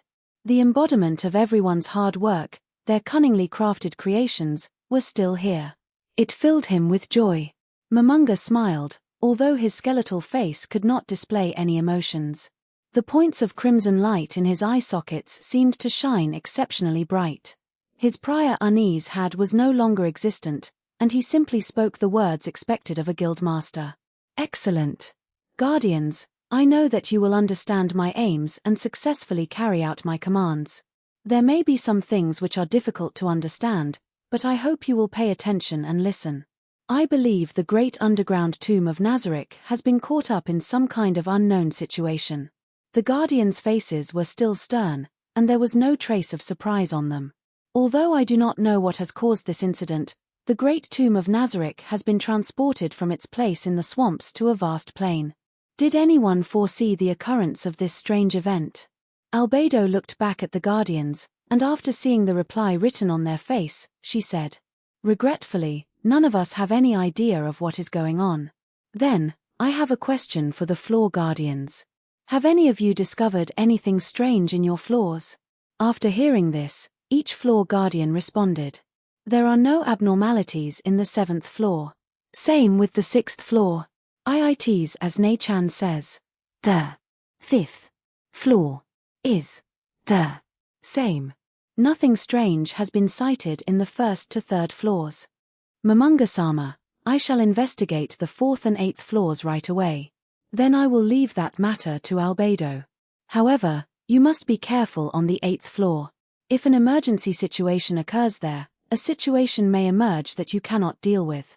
Albedo bowed her head deeply to indicate she understood, and then Shaltair said, "Then, I shall handle matters on the surface. There is no need. Sebas is currently reconnoitering the surface." Surprise flashed across the faces of Albedo and the other Guardians. In the great underground tomb of Nazarick, there were 4 NPCs who were exponents of melee combat. Cocytus had the strongest attack power when using a weapon, Albedo had an impregnable defense when in her heavy armor, while Sebas in his true form was stronger than either of them in melee combat. And then was one more, who was superior to all of them. There could be no other reason for the Guardian's surprise. Sebas, who could sweep away anyone before him in hand-to-hand combat, had been assigned to the simple task of reconnaissance. They could tell how seriously Momonga was taking this strange occurrence, and everyone was on their guard as a result. It's about time for him to return. Just then, Momonga saw Sebas jogging over to them, until he reached the Guardians genuflecting before Momonga and went to one knee as well. "Momonga-sama, forgive my lateness. It's fine. Then, your report on the surrounding conditions." Sebas raised his head and looked around at the Guardians kneeling beside him. The situation is critical, so obviously the Floor Guardians need to know as well. Yes. To begin with, the terrain surrounding us for a kilometer in each direction is a plain. There are no signs of man-made structures. I spotted some small animals, but there were no humanoid or large creatures. Were those small animals monsters?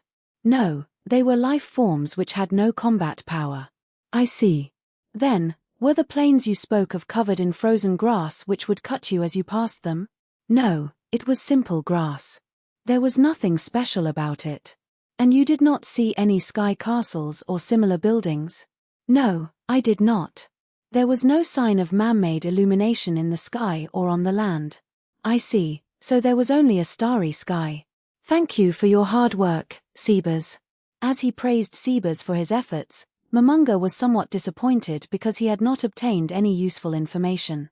However, he was slowly realizing that he was no longer in the game world of Yggdrasil, although he did not understand why he could use Yggdrasil's equipment and use its spells. He did not know why they had come here, but it would be wise to heighten Nazarick's combat readiness just in case. For all he knew, this might be someone else's territory, and he might be censured for having come here without permission. No, he would be lucky if that was all that happened. Guardians, increase the readiness of each floor by 1 level. We are unsure of what has happened, so do not act incautiously.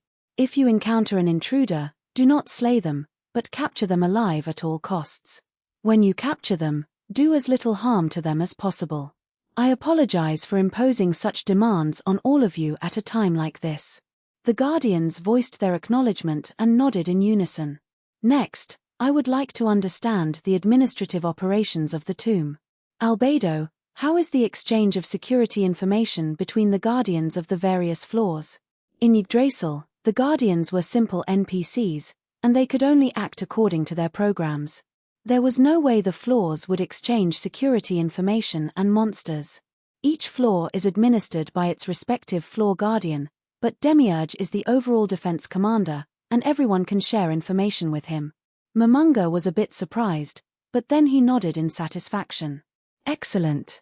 Nazarick's defense commander, Demiurge. Guardian overseer, Albedo. The two of you will be in charge of drawing up a more comprehensive administrative system for Nazarick. Understood. Will the plans for the management system include the 8th, 9th, and 10th floors?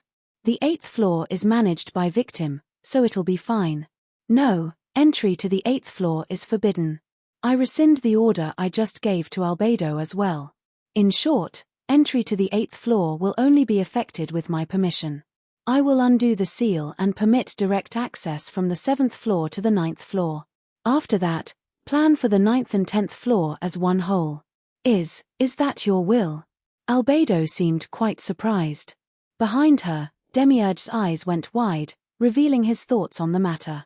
Will the underlings be allowed to tramp through the domain of the supreme beings? Must they be given that much freedom? The underlings in question were not the NPCs and monsters designed by the members of Ainz Ooal Gown, but the automatically spawned, monsters from the dungeon. The fact was that the 9th and 10th floor lacked such monsters, barring very rare exceptions. Momonga muttered to himself. Albedo seemed to regard that place as a holy sanctuary, but that was not the case.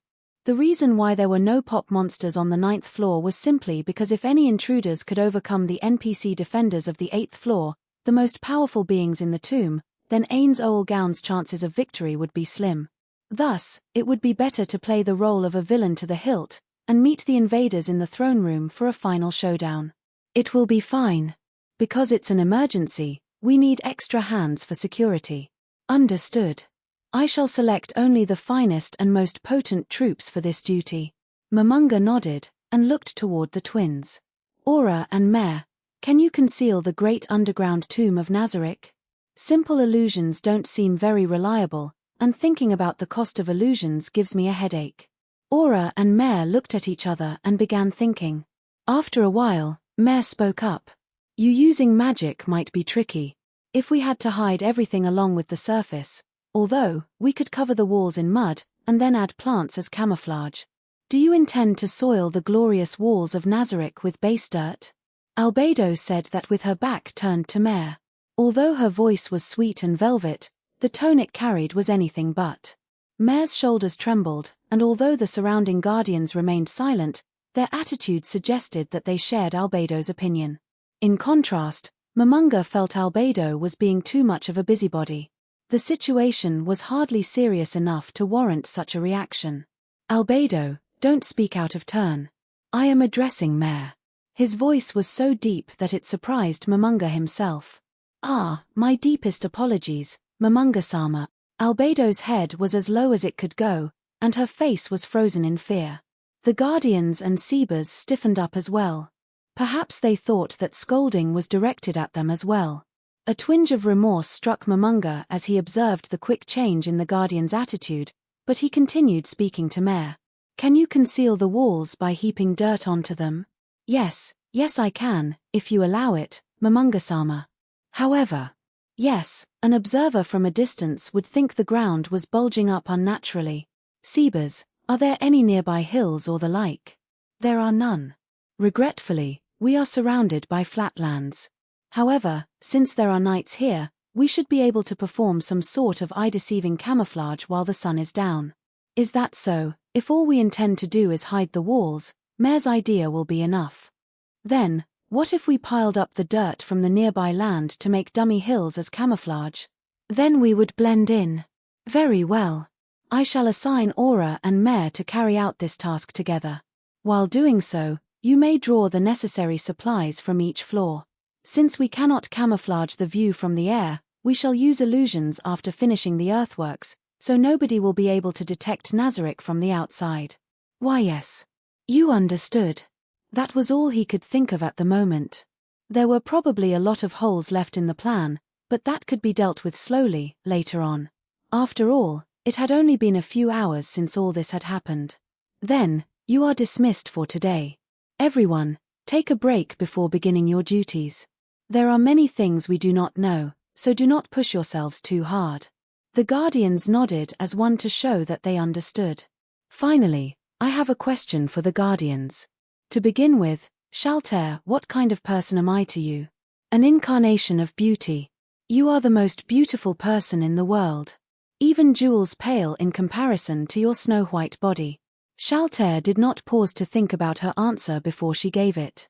From the lack of delay in her reply, she must have been speaking from the heart. "Cocytus.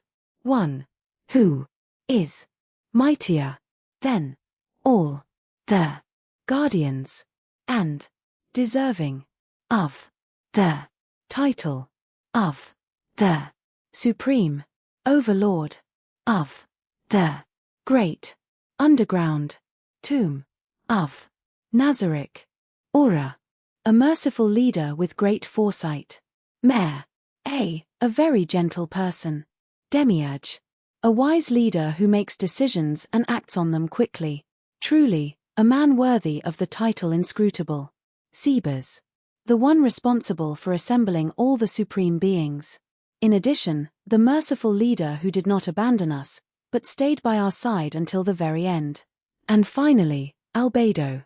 The man who rules over the supreme beings, and our highest, most exalted master. In addition, the man I love most deeply. I see. I have heard and understand your opinions. Then, I shall hand the tasks that were once performed by my former comrades to you. Carry them out faithfully." After seeing the guardians genuflect once more, Momonga teleported away. The scenery before his eyes changed in an instant, from the Colosseum to the chamber of the golems of Lemigton. After looking around to make sure nobody was looking, Momonga sighed deeply. "I'm so tired." Although his body did not feel tired, the mental fatigue was weighing down on his shoulders. "Those guys, why do they think so highly of me?" They were describing someone else entirely. After hearing the guardians take turns to share their opinions of him, he wanted to laugh and mock them, but from the looks on their faces, it did not sound like they were joking at all. In other words, their words were sincere. If he did not act in a manner which fit their views of him, it might disappoint them. As he thought about that, the pressure on him grew and grew. And in addition to that, there was another problem, which made Momonga frown. Of course, his skeletal face could not show expressions, yet it seemed as though it did. What should I do about Albedo? If this keeps up, how will I face Tabula-san? Intermission. The pressure crushing their heads to the ground suddenly vanished. Even after the departure of the master of their revered creators, nobody raised their heads. After a while, someone sighed in relief. The tense atmosphere was gone now. The first to get up was Albedo. Her white dress was stained where her knee had touched the ground, but she did not mind at all. She flapped her wings to swipe off the dirt on her feathers. After seeing Albedo rise, the others followed suit, though nobody dared to speak. That was scary, Nei-chan. Yeah, I thought I'd be squashed flat. As expected of Momonga-sama, to think his presence would have such a great effect on us floor guardians. As a supreme being, his might overmatches ours. But I did not expect him to be this powerful. Thus the guardians shared their impressions of Momonga. The aura that Momonga emitted was the source of the power that had crushed the guardians to the ground. Despair aura. Besides inflicting a fear effect, it could reduce the stats of its victims. Normally, it would not have an effect on the level 100 NPCs, but on this occasion, its effects had been strengthened by the staff of Ainz Ooal Gown. Momonga-sama must have unleashed the air of authority that represents his right to rule. Indeed. Before we stated our positions, Momonga-sama did not exert his might. However, once we showed ourselves in the role of floor guardians, he must have revealed a fraction of his awesome power to us. In other words, Momonga-sama revealed his true ability as a ruler in response to our pledges of loyalty. That does seem like the case. He didn't radiate that aura when he was with us. Momonga-sama was kind, and gave us something to drink when we were thirsty. Aura's words caused the other guardians to emit an air of tension. It was condensed jealousy that was almost visible to the naked eye. The worst off was Albedo. Her clenched fists shuddered and her nails threatened to rip through the fabric of her gloves. Mare's shoulders trembled, and then his eyes went wide. That must have been the true power of Momonga-sama, the ruler of the Great Tomb of Nazarick. It was amazing. That changed the mood instantly. Exactly. He showed us his ability as an absolute ruler in response to our feelings, as expected of our creator. The zenith of the 41 supreme beings, and the kind master who remained here with us until the very end. Albedo's words put a blissful look on all the guardians' faces, although the expression on Mare's face was better described as relaxed. There was nothing which could delight them more than the master who created them, the master to whom they owed their utmost loyalty, revealing his true face to them. The guardians, no, every entity created by the supreme beings wanted nothing more than to aid their creators in some way. The next best thing would be to receive their trust and to be treated as useful servants. This was a simple, natural truth. This was the greatest joy in life for these characters who were created to aid the supreme beings. Then, as though to wipe away this jubilant atmosphere, Sebas said from the side. Then, I shall take my leave first. I do not know where Momonga-sama has gone, but I should stay by his side. Jealousy was written all over Albedo's face, but she quashed her feelings and replied. I understand. Then, Sebas, serve Momonga-sama well and do not disgrace him. Report to me if anything happens. In particular, if Momonga-sama summons me, you must let me know immediately. Everything else is of secondary importance to that. A pained expression crossed Demiurge's face as he listened quietly from the side. But if he desires me in his bedchamber, you must inform Momonga-sama that I might be a while, in order to bathe and cleanse myself for him. Of course, if he wants me to proceed to him immediately, that is fine as well. After all, I do my best to keep clean for him, and my clothes have already been selected so I can heed his call whenever it comes. In any case, Momonga-sama's wishes will always come first. I understand, Albedo. If I waste too much time here, I will not have enough to properly serve Momonga-sama, which would be disrespectful. Therefore, forgive my abrupt departure, but I must take my leave. Floor guardians, I bid you all a good day. After saying his farewells to the wide-eyed and open-mouthed guardians, Sebas immediately jogged away, as though to leave Albedo, who was preparing for a long monologue, behind. Speaking of which, it is fairly quiet around here. Shalter, is something the matter? After Demiurge's question, everyone's eyes went to Shalter. She was still on her knees. What is wrong? Shalter. She lifted her head after she was called on again. The dazed look on her face would make people think that she had just been woken up. What happened? After being exposed to Momonga-sama's awesome presence, I could not help but get excited. I fear my underwear has gone through a bit of a crisis. Silence. Everyone looked at each other, unsure of what to say. The guardians mused that Shalter had, by far, the most fetishes among them, and that one of said fetishes was necrophilia. They face-palmed as they thought about this, although Mare didn't quite get it and was thoroughly confused. No, one of the guardians was not content to simply shake her head and sigh. That was Albedo. The jealousy surging in her made Albedo come out and say, "You slut." Shalter sensed Albedo's hostility as she heard those scornful words. Her lips curled in hostility, and she responded with a bewitching smile. What? Having Momonga-sama, the most beautiful of the supreme beings, bless us with his energy is a reward. Anyone who doesn't get wet from that must have something wrong in their head. Or could it be that you don't just look pure, but you don't have any fleshly desires at all, you big-mouthed gorilla, you lamprey? The two of them glared at each other. The guardians did not know if they would fight as a result of this, but the way they were looking at each other was very unsettling. My appearance was created by the supreme beings. Are you unhappy with it? Shouldn't that be my line? Shalter slowly stood back up, and the two of them approached each other. Even so, their eyes remained locked. Eventually, the two of them came so close that they collided into each other. Don't think you've won just because you're the guardian overseer and can stay next to Momonga-sama. If you really think that way, I'll laugh my ass off. Chmph. That's correct. While you're stationed in a faraway place, I'll swoop in and achieve a complete victory. What do you mean by a complete victory?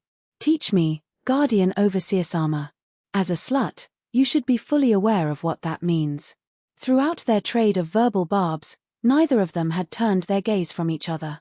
They simply looked into each other's eyes with a blank expression on their faces. With a Pasha, Albedo unfurled her wings in a threat display. Black mist wreathed Shaltair as she responded in kind, unwilling to admit weakness.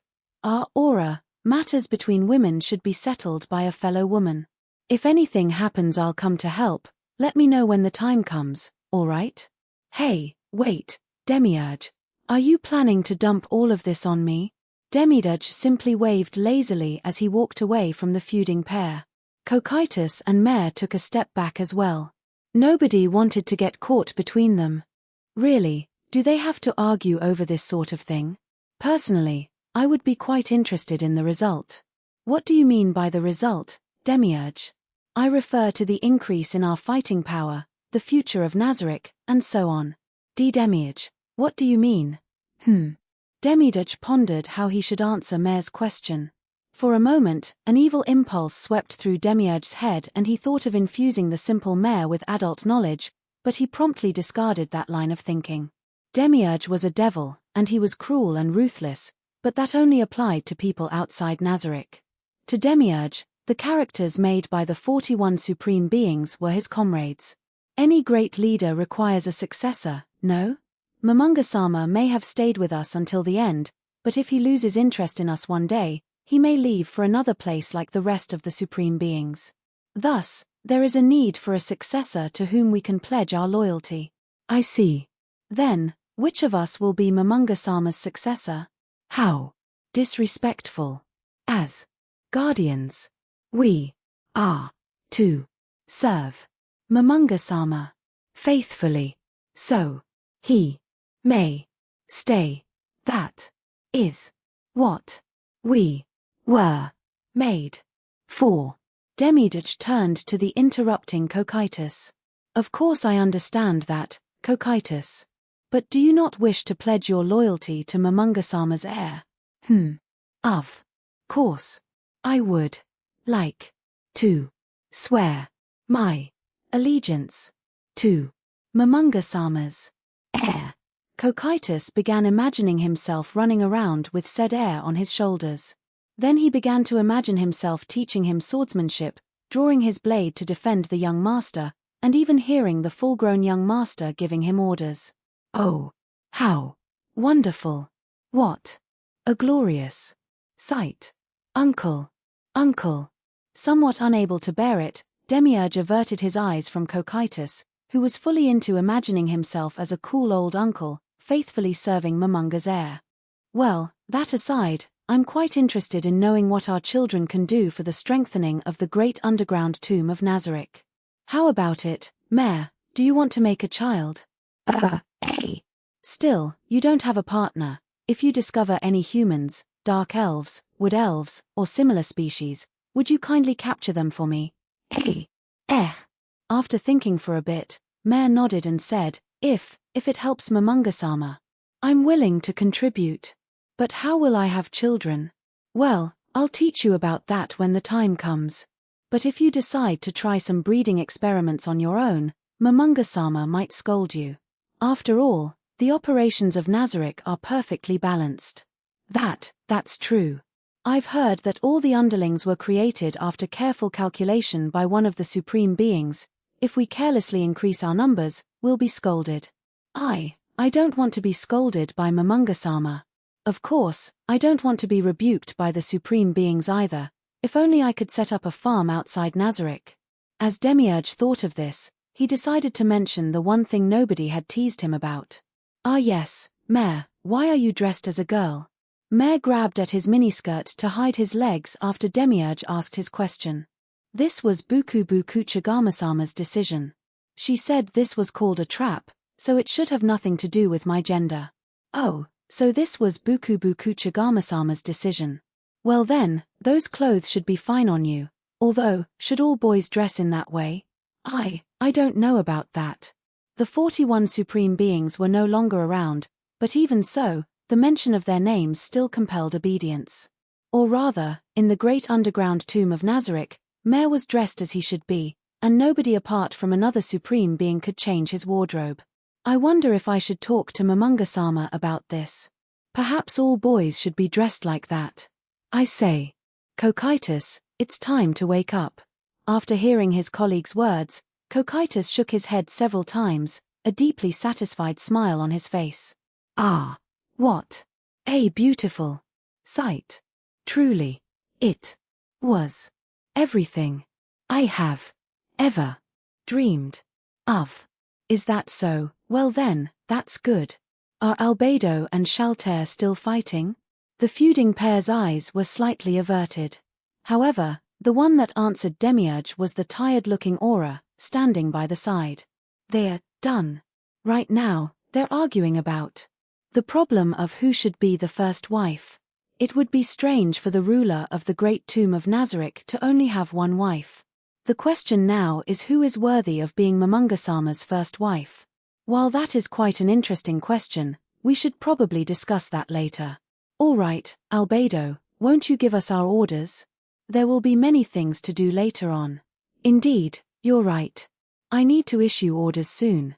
Shalter, I'll discuss this matter with you at length soon enough. We'll need to spend some time on it. I have no objections, Albedo. No other matter is more worthy of our time. Very well. Then, let us move on to our plans for the future. After seeing Albedo recover her dignity as the Guardian Overseer, all the floor guardians lowered their heads in respect. However, they did not genuflect. Of course, they had to show their respect to the Guardian Overseer Albedo, but she was not their master. While the 41 supreme beings had set her over all the other characters that they had created, but even the position of Guardian Overseer was merely one set down by the 41 supreme beings, and as such the other guardians needed only to pay her the respect due to her station. Thus, they lowered their heads to her.